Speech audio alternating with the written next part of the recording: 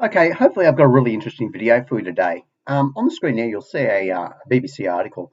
The title of the article, so you can look it up for yourself, is called "The First Pharaoh's Tomb Found in Egypt Since Tutankhamun's." So let's just have a quick little read of a few paragraphs here. And it says, Egyptologists have discovered the first tomb of a pharaoh since Tutankhamun's was discovered over a century ago. King Thutmose II's tomb was the last undiscovered royal tomb of the 18th Egyptian dynasty. So I'm just going to run through now the rest of the article so you can just see this all for yourself. And as I said, you can search the title of the article and read it for yourself. And there's the title of the article for you again on the screen there. Let's continue. Okay, now let's go to God's Word. And we're going to read Exodus 3, verses 10 and 11 in the King James Bible. Come now, therefore, and I'll send thee unto Pharaoh, that thou mayest bring forth my people, the children of Israel, out of Egypt. And Moses said unto God, Who am I, that I should go unto Pharaoh, and that I should bring forth the children of Israel out of Egypt? Okay, on the screen now you'll see a footnote, and this footnote is taken from the Peter Ruckman Reference Bible, and it's in reference to Exodus 3, verse 10. So let's read. A guess as to who the Pharaoh of the Exodus was is Thutmose III, because his oldest son died. Thutmose IV was promised the throne if he could remove the sand from the Sphinx. This business is found in the Dream Stella, written about 1421 to 1412 BC. Another guess is that the Exodus took place during the reign of Amenhotep I, or Thutmose I. The matter is still up for grabs. Okay, now back to Thutmose II, whose tomb was just recently discovered. Now, I'm not a great believer in coincidences, and on the screen now, just see a snippet from Google. Let's read this. Thutmose II's skin was covered in scars and scabrous patches, and he had bald spots on his head. These signs indicated that he had a severe skin disease. And you'll see now a photo of the pharaoh on the screen now as his mummy is in the Cairo Museum. Now on the screen, you'll see the 10 plagues of Egypt in order, and you'll notice that number 6 is boils. Okay, so let's now read another snippet from Google. Yes, it is true. Larger boils and carbuncles are more likely to leave scars in the skin compared to smaller ones. And again, we'll see a photo of the pharaoh on the screen now, and you'll see the scars are evident. So is it possible that these are boil scars? Quite possibly. Okay, now I'm just going to play a video for you.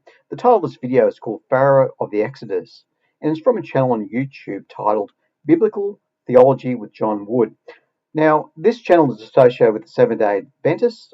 I'm certainly not promoting, Seventh-day Adventist doctrine, which I'm, in majority opposed to. But certainly from a historical perspective, the information this video contains is quite interesting. And so let's just run this video now. The link to the video will be in the description box below. Now there arose a new king over Egypt who didn't know Joseph. Okay. Shall we do historical background?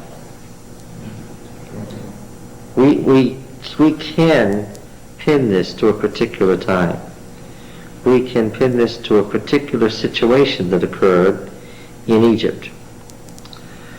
The intermediate period was ended by the appearance of the 17th dynasty.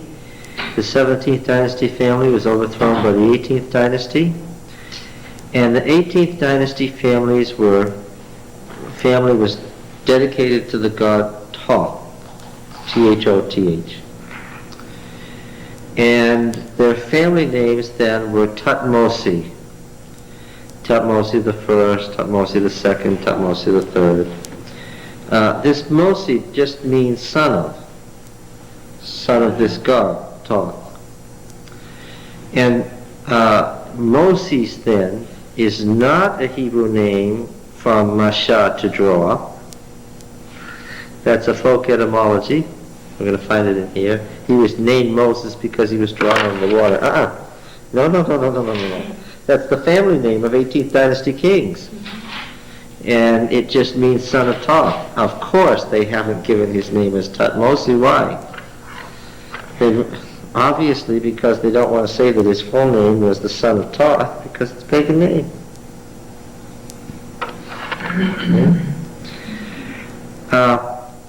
Now, the Hyksos were ruling during this intermediate period, and they were Semites.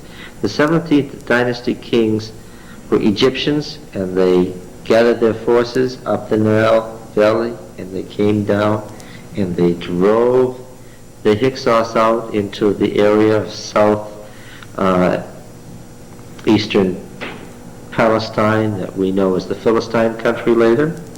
And these Hyksos built great cities there that eventually were overthrown by the Egyptians, but their ruins are still there. Now what that meant was that Israel was in Egypt and in a dominating position when the Semites were ruling Egypt. But then when the Semites were thrown out, they were in an untenable position, because now they were Semites who were now hated by a recurrent nationalism where Egypt was ruled by Egyptians for Egyptians. Okay. And now they were doubly foreign. Their religion was foreign, and they, as Semites, were foreign. Okay? Now, among these 18th dynasty kings, Thutmose II was very, very, very powerful. And he had a daughter who was also his niece and became his wife. Her name was Hatshepsut.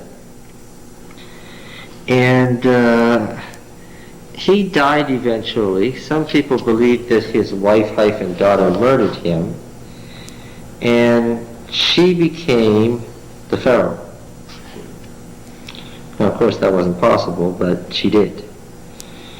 And for about 20 years, she ruled Egypt as a man. She wore the beard and the double crown. And she kept her husband, who was also her stepson and nephew. They were all intermarried in strange ways.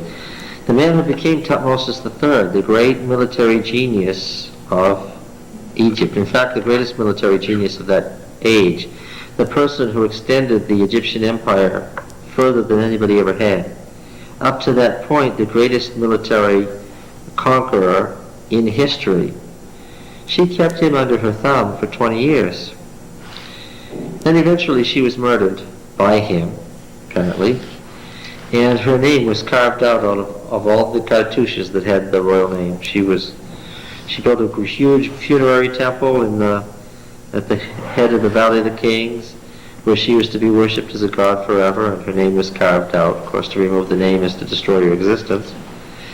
And they tried to wipe out all record that she had ever ruled as Pharaoh, very unsuccessfully.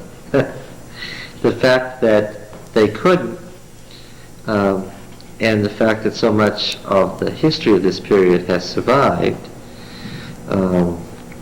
King Thutmose III reigned in a very, very long reign until he was quite old. And he died in 1450 BC, which according to the high date of the Exodus is the very year of the Exodus. So he would be the Pharaoh of the Exodus. So what this means is that Thutmose II is the Pharaoh who didn't know Joseph.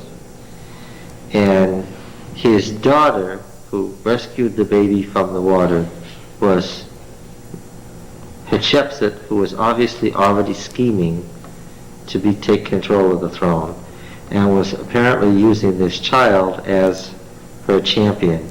She was going to use him to make him king and military commander to put her on the throne.